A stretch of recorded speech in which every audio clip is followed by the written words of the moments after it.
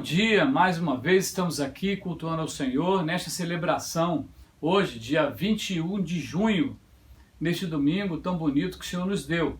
Você aí onde você está, na sua casa, no seu trabalho, no seu carro, e nós aqui, celebrando ao Senhor mais uma vez. Gostaria de convidar você a reunir sua família, se for possível, a estar juntos aí na sala, onde você está, talvez, num quarto, num ambiente em que vocês puderem estar juntos para orarmos, para cantarmos, para ouvirmos a palavra de Deus e para fazermos mais uma vez esse culto, que é um culto onde todos estão presentes, online, mas todos estão presentes. Vamos fazer assim então? Vamos orar? Quero convidar você a curvar a sua fronte, fechar os seus olhos aonde você está. Vamos orar ao Senhor neste momento. Pai, nós te agradecemos por estarmos juntos, Senhor, online, cada um no seu lugar, cada um na sua casa.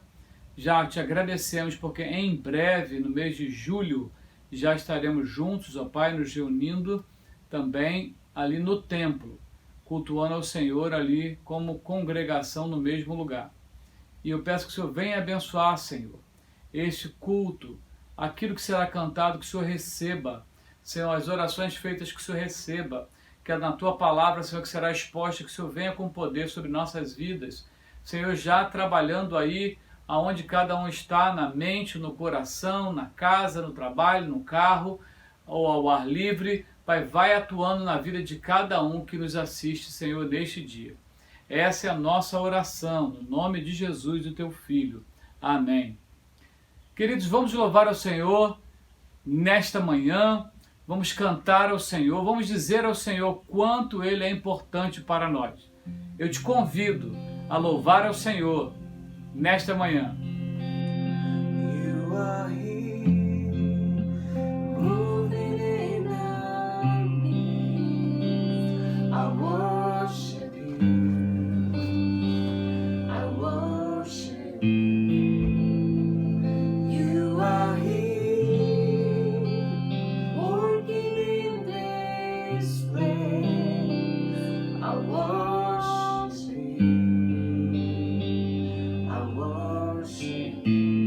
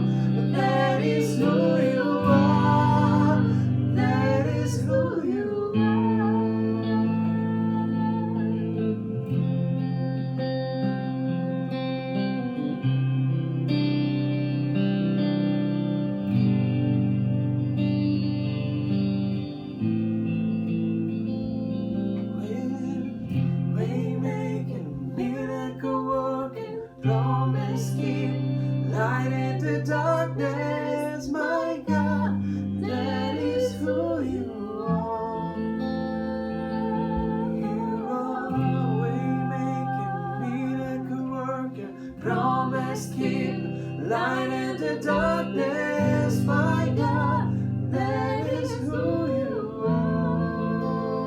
That is who you are. That is who you are. That is who you are. That is who you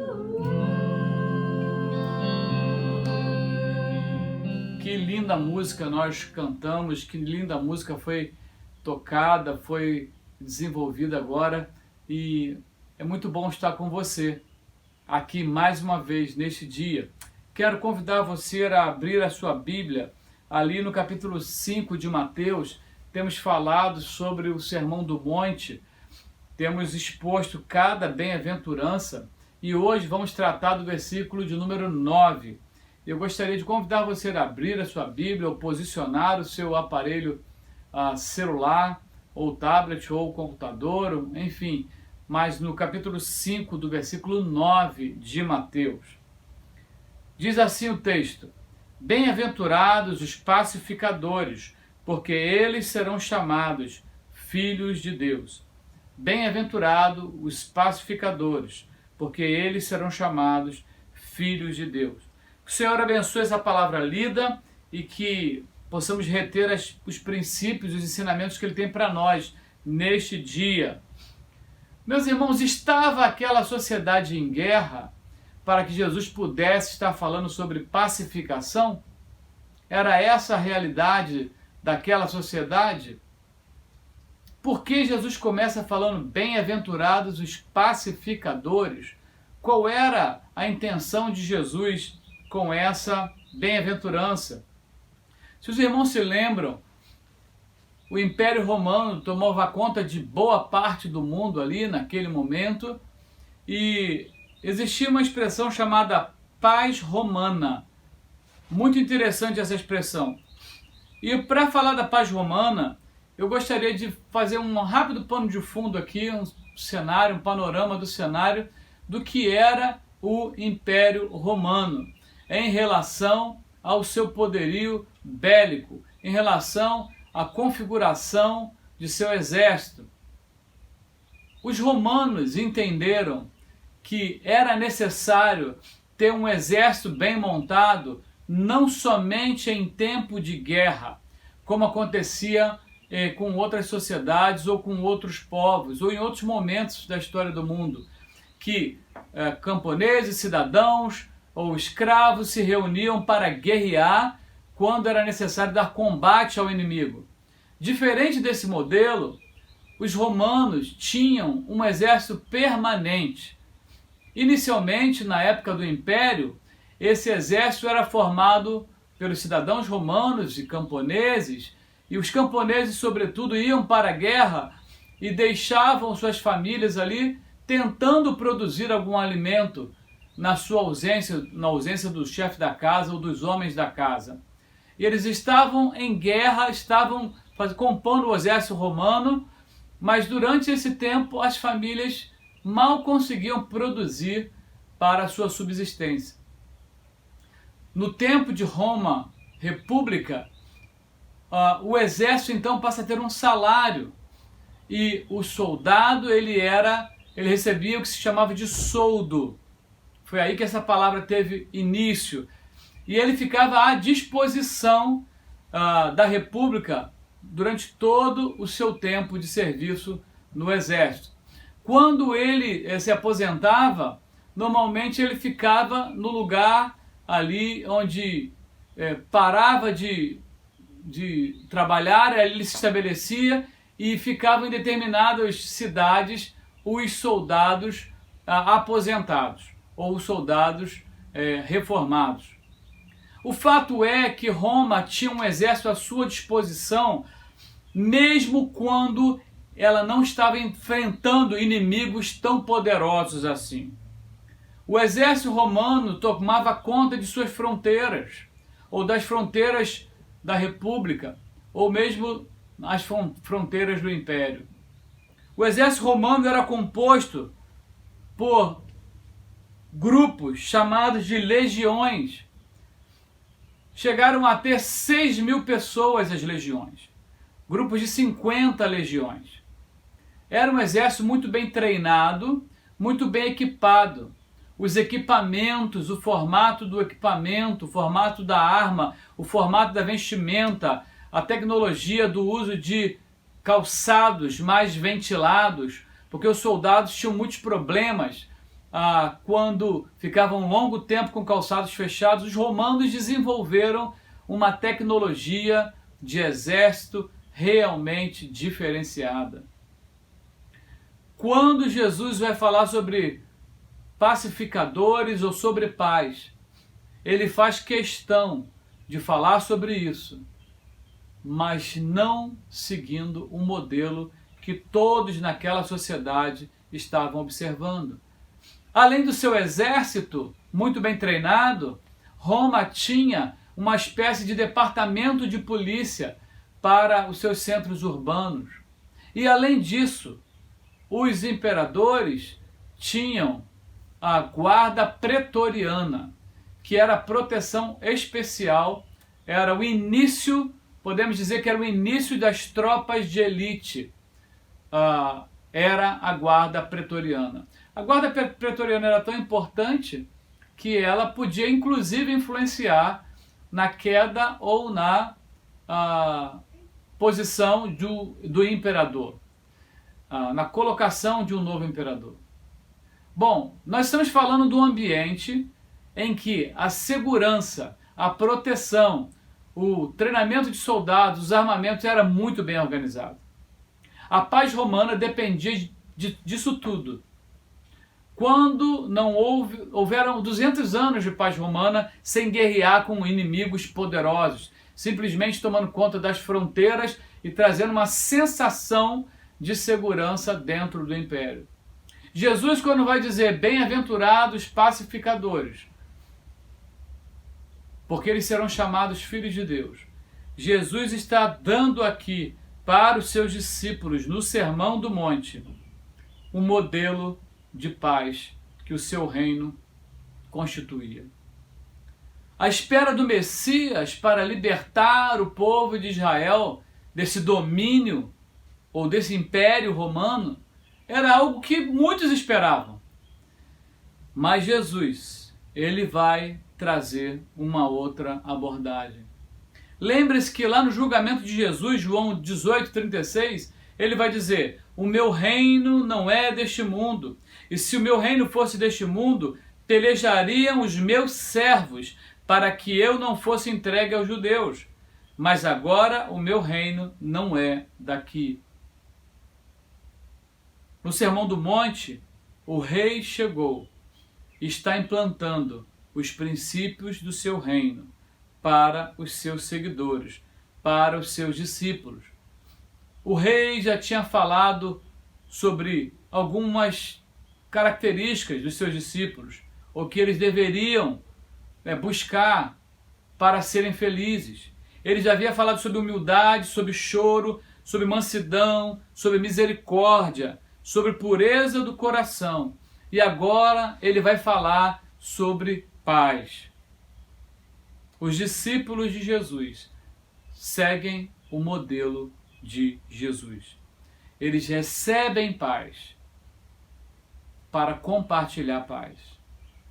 No reino de Deus, lá em Hebreus 13:20, nos ensina: Deus é um Deus de paz. Isaías 9:6 vai caracterizar Cristo como o príncipe da paz. Um discípulo de Jesus, ele é uma fábrica de paz. Ele produz paz. Um pacificador faz isso. O produto final de sua vida, de seu tempo, de sua energia, é paz, aonde ele estiver. Seja qual for a situação, um discípulo de Jesus, ele precisa ser um agente de paz. Eu sou pacificador quando preservo a paz. Se eu chego num lugar, como servo de Jesus, onde esse lugar está tranquilo, onde todos estão ali em paz, equilibrados, o ambiente está uma maravilha. Eu sou aquele que preservo esse ambiente. Eu sou aquele que luto para que esse ambiente continue assim. O discípulo de Jesus, ele não é aquele que chega num local de paz e ele perturba a paz do local. E ele traz situações que desestabilizam a tranquilidade daquele ambiente. Um discípulo de Jesus também é aquele que recupera a paz que se foi. Se existe ausência de paz, ele é aquele que vai trabalhar para que a paz reine novamente. O texto vai nos dizer que os pacificadores serão chamados filhos de Deus. É muito interessante como eu ouço de algumas pessoas como você se parece com seu pai, como você se movimenta como seu pai, como você fala como seu pai. E muitos filhos também são assim, têm traços do pai. Serão chamados filhos de Deus porque se parecem com seu pai, porque fazem coisas que seu pai faz, acreditam em coisas que seu pai acredita, tem comportamento igual ao comportamento de seu pai. Muitos discípulos de Jesus se esquecem de que ser pacificador é uma bem-aventurança, é uma garantia da felicidade. É também uma maneira de apresentar a família de onde você veio, sendo você filho de Deus. Havia uma cidade que não estava em paz hora nenhuma. Todos os cidadãos daquela cidade, desde crianças até os mais experientes, mais idosos, sempre estavam reclamando de alguma coisa. Ninguém ali estava sossegado naquela cidade. Era a cidade dos reclamões. Eles reclamavam todo momento. Reclamavam por tudo. Dado momento, chega naquela cidade um mascate, um andarilho, ele com um cesto na mão. E ele chega naquela cidade e vê aquela cena de todo mundo reclamando, uma falta de sossego tremendo naquela cidade. E ele para o seu cesto assim, apoia no chão, no meio da rua, e começa a falar em alta voz: que bom que os rios estão cheios de água, muita reserva de água existe nessa cidade, que bom que os campos estão cheios de trigo, que bom que o clima está bom, que bom que vocês aqui têm vários lugares para se abrigarem da chuva, que bom que vocês têm roupa em fartura. Como é bom ver que essa cidade está completamente atendida de várias necessidades. As pessoas começaram a se juntar, ouvindo aquele homem, e ele puxa de dentro do seu cesto uma corda muito grande. E ele estica a corda de um ponto ao outro, amarra essa corda de um ponto ao outro, e ele abre o cesto assim no meio daquele lugar, e ele pede para as pessoas: escrevam num papel todas as suas necessidades ou os assuntos dos quais vocês mais reclamam. Escrevam e coloquem dentro do cesto. E eles fizeram isso. Aquela cidade inteira, o cesto ficou muito cheio. E esse mascate vai, pega essas reclamações e prende ali na corda. E a corda ficou cheinha de reclamações. E agora ele fala: eu garanto que posso resolver todas essas reclamações junto com vocês. Cada um vai pegar agora a reclamação que você entender que foi mais fácil de ser resolvida. Vai pegar e vai segurar contigo. E aqueles cidadãos ali daquela cidade foram e pegaram, fizeram uma rápida pesquisa qual era o problema mais fácil de ser resolvido. E acaba que eles pegaram a reclamação que os próprios colocaram ali. Cada um ficou com sua própria reclamação em sua mão. E o mascate diz para eles: tá vendo que coisa interessante? Você pode ser o agente da solução da sua própria reclamação. A paz depende de cada um. A paz depende do procedimento, do comportamento de cada um de nós. E eu quero deixar para você aqui, neste dia, nesta manhã, eu gostaria de deixar para você aqui quatro pontos de uma receita para que você seja um discípulo de Jesus que exerce a paz, um pacificador, uma fábrica de paz. A primeira delas é o uso de sua boca. O uso de sua boca. Não é o uso de sua boca para comer nem para beber. O uso de sua boca em relação ao que você fala ou o que você deixa de falar. Nossas bocas muitas vezes devem estar em silêncio. E em silêncio ela vai produzir paz. Olha que coisa interessante, Mateus 27, de 12 a 14. Jesus estava sendo ali acusado pelos chefes dos sacerdotes, pelos líderes religiosos, e nada respondeu. Então Pilatos perguntou: você não ouve a acusação que eles estão fazendo contra você?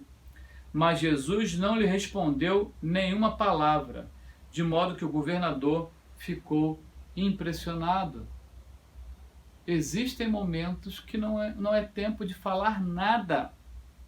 Tem gente que acha que a boca foi feita para não parar de falar. Mas a paz, muitas vezes, acontece pelo silêncio. Ainda que você seja cutucado para falar, o silêncio é a melhor forma de ter a paz naquele momento, naquele ambiente. Em João 18 também, diante do julgamento de Jesus, ali o juiz faz uma pergunta para Jesus e ele simplesmente fala: tu o dizes. Ele não fica argumentando muito. Tu o dizes. Tiago 3, de 1 a 12, vai dizer: porque todos tropeçamos em muitas coisas. Se alguém não tropeça em palavra, o tal varão é perfeito e poderoso para refrear todo o corpo. Tiago vai dizer que os cavalos são guiados porque amarram coisas na boca dos cavalos e eles vão para a direita, para a esquerda, param ou andam. Também vai dizer que os navios são controlados por um leme muito pequeno. Também vai dizer que os seres humanos conseguiram vencer todos os animais, conseguiram dominar sobre os animais, mas a língua, que é um pedaço tão pequeno de um órgão, muitas vezes não consegue ser dominada. A primeira receita para a paz, para que você seja um agente de paz, um pacificador, é o uso de sua boca. O uso de sua boca. Não somente falar ou não falar, mas o que falar e o que não falar. A segunda dica que eu dou para que você seja um agente de pacificação é viver uma vida mais simples. A palavra-chave aqui é contentamento. Trabalhar é fantástico. Eu amo trabalhar. Minha família, meus amigos, muitas vezes têm que me pedir para parar de trabalhar. Mas existem pessoas trabalhando como máquinas de fazer dinheiro para tentar atender seus desejos e vaidades. Elas não estão trabalhando para provisionar para a sua aposentadoria. Elas não estão trabalhando porque assim atendem necessidades prioritárias da vida, mas elas estão trabalhando por atender desejos e vaidades. Assim, não conseguem ter uma vida simples. Optam por uma vida complicada e não conseguem ter sossego, não conseguem ter paz, porque não têm contentamento. Olha o que 1 Timóteo 6, de 6 a 8 vai dizer. De fato, a piedade com contentamento é grande fonte de lucro, pois nada trouxemos para este mundo e dele nada podemos levar. Por isso, tendo que comer e com que nos vestir, estejamos com isso satisfeitos. 1 Timóteo 6, de 6 a 8. O trabalho é muito legal, é muito importante. Mas fazer dinheiro porque você não conseguiu controlar as suas despesas é uma fonte realmente de inquietação. Não é uma fonte de paz. Número 3, observar o ambiente ao seu redor e se posicionar. Você é um agente de paz, você é pacificador, se você consegue entender o ambiente onde você está na sua casa, o ambiente fora de casa, o lugar onde você acabou de chegar, analise o ambiente, analise se você pode contribuir para a paz daquele ambiente, trazendo paz ou mantendo a paz. É extremamente importante. Paulo, Silas e João Marcos estavam numa cidade chamada Pafos para visitar o governador daquela região. E naquele mesmo encontro estava um mago, um mágico chamado Elimas. E por mais que Paulo tentasse compartilhar com o governador sobre as coisas do evangelho, esse mágico atrapalhava com várias argumentações, várias contestações, causando distúrbio no ambiente. Quando você chegar no ambiente, analise quem está provocando paz e quem está provocando distúrbios naquele local. E se posicione como um agente de paz.